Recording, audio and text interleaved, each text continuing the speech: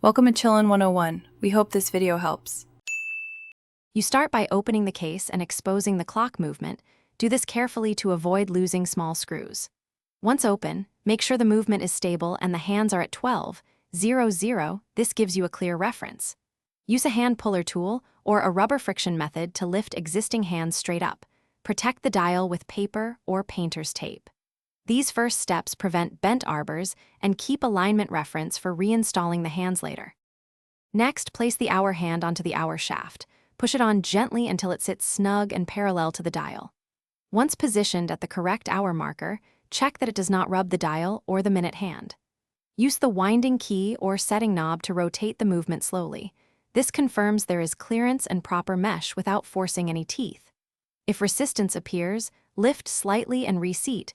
Precise seating avoids timekeeping errors. Finally, press the minute hand onto the minute cannon pin and secure it with the appropriate nut or friction fit. Align it to the exact minute marker. Once installed, set the time and cycle the clock through 12 hours, watching for slippage or rubbing. Make sure both hands clear each other and any dial fittings at every position. If you encounter binding or skipped minutes, reseat the hands, slightly bend the tip for clearance, or loosen and red-tighten the securing nut. Thanks for watching. Consider subscribing if we helped you.